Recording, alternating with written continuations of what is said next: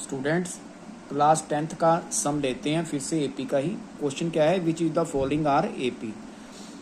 कैसे करेंगे ये बताना है कि ये जो तीन टर्में दी हुई हैं ये क्या एपी है कि नहीं है। सबसे पहले सोल्यूशन फर्स्ट का करते हैं। क्या दिया हुआ है 2, 4, 8 और 16 सो ऑन। सबसे पहले first term a1 equal to क्या आ गया 2। अब डिफरेंस निकालते हैं a2 माइनस a1। a2 कितना है 4 और a1 कितना है 2, दोनों को माइनस किया तो कितना आ गया 2। अब चेक करना है कि ये AP है कि नहीं, इसलिए मैंने क्या किया a3 माइनस a2 निकाला। a3 की वैल्यू कितनी है 8 और a2 की वैल्यू कितनी है 4, दोनों को माइनस किया तो कितना आ गया 4। अब देखिए डिफरेंस, कॉमन डिफरेंस हमें 2 आ रहा है, यानी a2 माइनस a1 हमारा 2 आ रहा है, लेकिन a3 माइनस a2 कितना आ रहा है 4। इसलिए क्या हुआ, ये दोनों क्या हैं, ये हमारे पास AP नहीं है। क्या लिखेंगे हम, it is not an AP because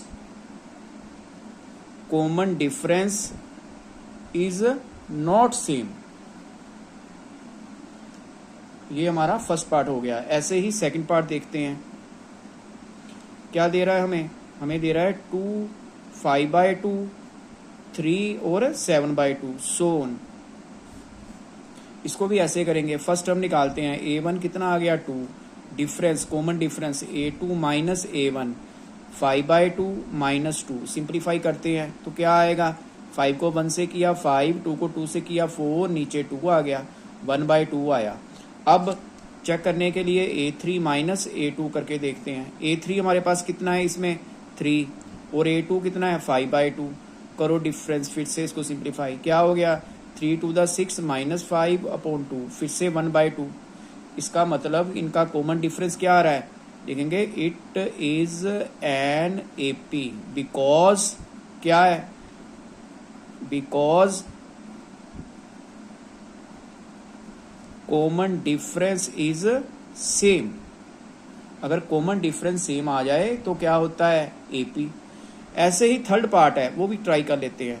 क्या दे रहा है हमें 3, फिर 3 प्लस √2, फिर 3 प्लस 2√2 सो ऑन। फिर से क्या करेंगे, पहले a1 निकालो, a1 इक्वल टू 3 हो गया।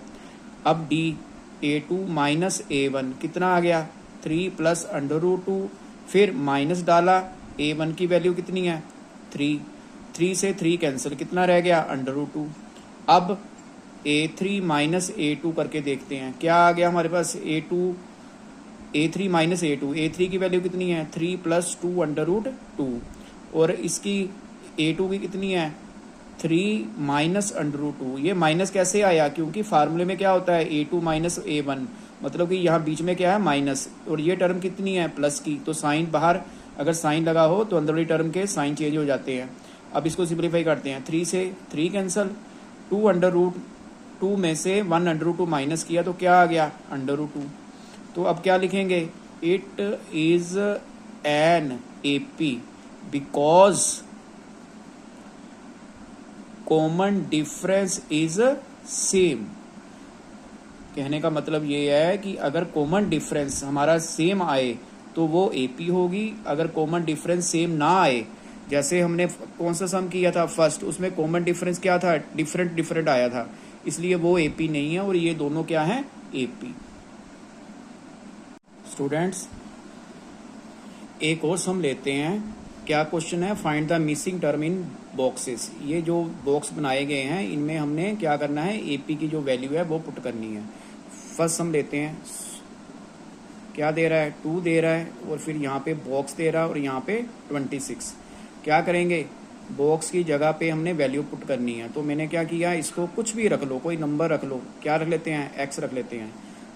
लेट जो बॉक्स था वो मैंने किसके इक्वल रख दिया, x के। अब हमने क्या करना है, इस x की वैल्यू फाइंड करनी है। करेंगे कैसे, देखिए सबसे पहले ये क्या होता है a1, ये a2 और ये a3। सबसे पहले a1 का मतलब क्या होता है first term, a equal to हमारे पास क्या आ गया 2, ये 26 है, ये कितना है a1 a2 a3, मतलब कि a3 की वैल्यू किसके इक्वल है 26 के।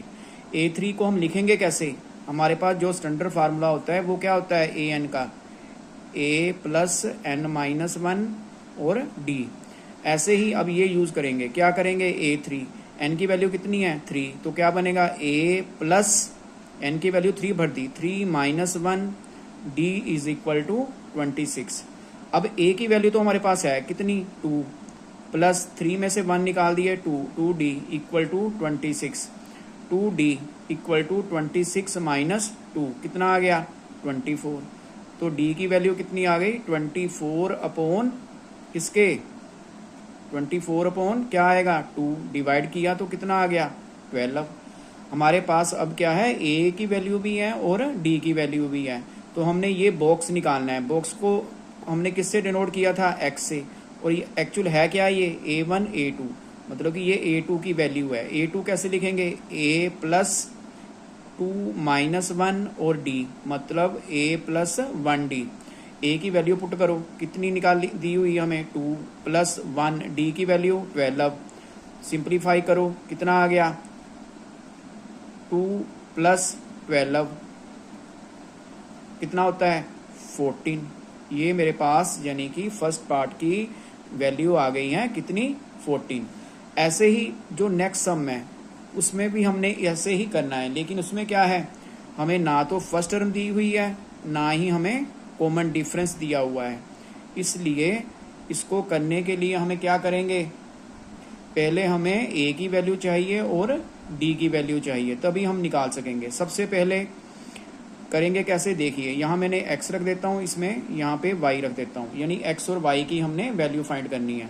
करेंगे कैसे, देखिए सबसे पहले ये क्या है a1, ये क्या है a2, a2 is equal to किसके हो गया 13।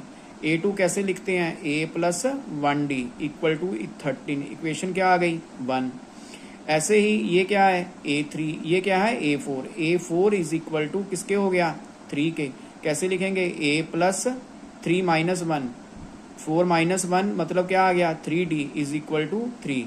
ये इक्वेशन 2 हो गई। अब हमने क्या करना है a और d की वैल्यू फाइंड करनी है। कैसे करें, सोल्व करना है इक्वेशन को, कैसे करें 1 माइनस 2 का लेते हैं, a से a कैंसिल हो जाएगा, ये 1d है, ये माइनस के 3d बन जाएगा, तो कितना आ गया माइनस के 2d, और इधर कितना आ गया 13 में से हमने 3 माइनस किए तो कितने हो गए हमारे पास 10।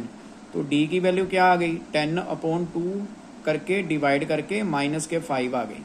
अब हमें किसकी वैल्यू चाहिए फर्स्ट टर्म, कैसे a1, कहने का मतलब ये है कि x इक्वल टू a1 क्या होगा a, लेकिन हमारे पास a की वैल्यू है नहीं, तो कैसे निकालेंगे d इक्वल टू -5 हुआ, इसको हम पुट करते हैं, पुट इन इक्वेशन 1 में भर दो, a ऐसे ही आ गया 1 मल्टीपल d की वैल्यू -5 इज इक्वल टू किसके हो गया 13 के, a -5 इक्वल टू 13, और a की वैल्यू कितनी हो गई 13 प्लस 5 इक्वल टू 18। हमारे पास a की वैल्यू 18 आ गई है। अब मैंने क्या किया था a की वैल्यू कितनी है 18, ये मेरा फर्स्ट आंसर हो गया। अब हम क्या करेंगे, हमें चाहिए y की value, y is equal to a1 a2 a3, कहने का मतलब a3 कैसे लिखेंगे a प्लस 2d, a की वैल्यू अभी निकाली 18 और 2 लिख के d की वैल्यू निकाली अभी हमने कितनी -5, सिंप्लीफाई किया 18 माइनस 10 इज इक्वल टू 8। ऐसे हमारी यहाँ पे x की वैल्यू कितनी आ गई 18 और y की वैल्यू कितनी आ गई 8। ये हमारा सम कंप्लीट।